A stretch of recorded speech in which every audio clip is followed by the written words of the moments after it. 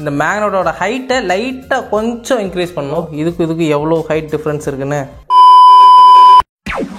சில சில்லறை வேலைகளுக்கு பிறகு இதை செட் பண்ணுறதுக்கு தான் ரொம்ப டைம் எடுத்துக்கிச்சு. மொத்தம் இத்தனை இது நம்ம வந்து ரெடி பண்ணியிருக்கோம். இது வந்து ரொம்ப தடிமனான ஒன்று, அண்ட் அதை விட மெல்லிசான கம்பியில், அண்ட் அதை விட மெல்லிசான கம்பியில்.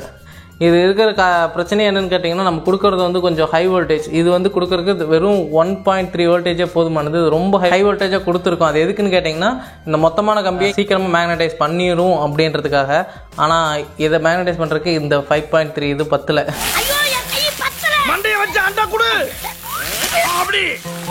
ஸோ அதனால் வந்துட்டு மெல்லிசான கம்பியவே எடுத்து போட்டிருக்கிறேன். இந்த ஸ்டாண்டில் வந்து வச்சுருவோம்.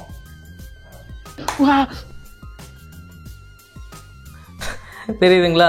ஸோ இது வந்து இப்படி வந்துச்சுன்னா கொஞ்சம் லைட்டாக அதுக்கு வந்து ஒரு மொமெண்டம் தேவை.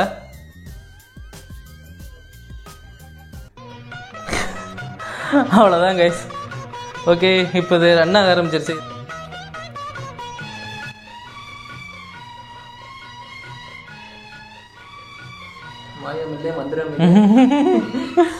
இது ஒன்றும் இல்லை, இதை வந்து நாங்கள் செய்கிறதுக்கு ரொம்ப நேரம் ஆயிடுச்சு. ஸோ பார்க்கும்போது தெரிஞ்சிருக்கும், அந்த மேக்னெட் வந்து கொஞ்சம் உயரமாக வைக்கிறதுக்காக கீழே வந்து ஒரு ஸ்பேனர் வந்து கொடுத்துருக்குது. அண்ட் அப்புறம் வந்துட்டு இது க்ளூகன் ஊற்றி ஒட்ட வைக்கிறதுக்கும் அண்டு இத்தனை இது செய்யறதுக்கும். இதுதான் டிசி மோட்டரோட பேசிக் கான்செப்ட். ஸோ இது வந்து இதுவும் ஒரு வகையான மோட்டர் தான், சிம்பிள் டிசி மோட்டர். ஓகேங்களா? ஸோ இது வந்துட்டு நம்ம இப்போ எப்படி ரன் ஆகுது அப்படின்றதான் பார்க்க போகிறோம். எங்க பாப்போம். இப்போ இது எப்படி ரன் ஆகுதுன்னு கேட்டிங்கன்னா, 3 விதிகளின் அடிப்படையில் தான் இது வந்து ரன் ஆகிட்டு இருக்கு. ஸோ அந்த 3 விதிகள் என்னென்னங்கிறதான் நம்ம அடுத்ததாக பார்க்க போகிறோம். இன்னும் கொஞ்சம் டீப்பா பாப்போம்.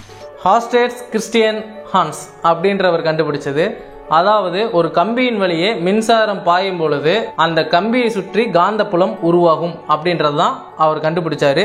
இந்த காப்பர் ஒயர் வழியா மின்சாரம் பாயும் பொழுது, மின்சாரம் பாயுது அப்படின்னு கேட்டிங்கன்னா, பாசிட்டிவ் இந்த பக்கம் பாசிட்டிவ் கொடுக்குறோம், இந்த பக்கம் நெகட்டிவ் கொடுக்குறோம் அப்படின்னு வைங்களேன்.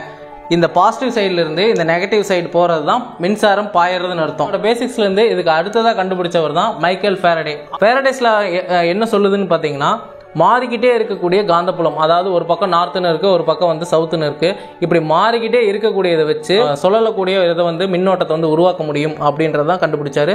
ஸோ அதுதான் இது. முதல்ல ஒரு மேக்னெட்டிக் மோட்டரை வந்து கண்டுபிடிச்சது யாருன்னு கேட்டிங்கன்னா மைக்கேல் ஃபாரடே தான். ஸோ இதுதான் வந்துட்டு ஒரு டிசி மோட்டரோட பேசிக்ஸ். ஸோ இது எப்படி ரன் ஆகுது அப்படின்னு கேட்டிங்கன்னா, ஃப்ளெமிங்ஸோட ரூல்.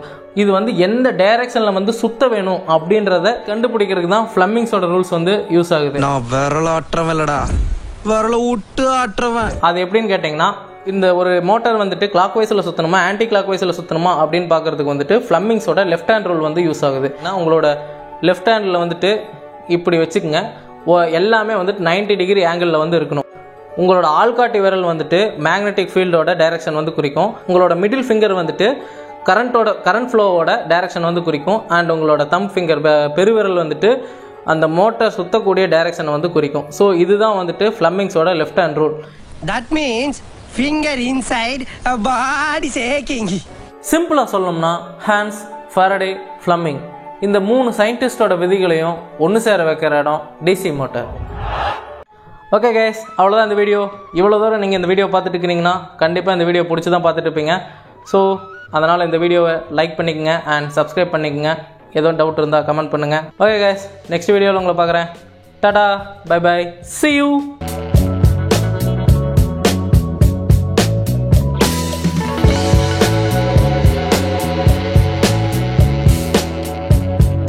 ஸோ இது வந்து நாங்கள் ஆரம்பத்திலே ப்ராப்பராக இதுக்கு முன்னாடி ஒரு இது ட்ரை பண்ணி பார்த்துட்டு அதுக்கப்புறம் வீடியோக்குள்ளே வந்திருந்தேன்னா இதை வந்து ஈஸியாக முடிச்சிருக்கலாம். இது வந்துட்டு தினது தேவைப்படுது. ஏன்னா எவ்வளோ வோல்டேஜ் கொடுக்கணுன்னே தெரியாது.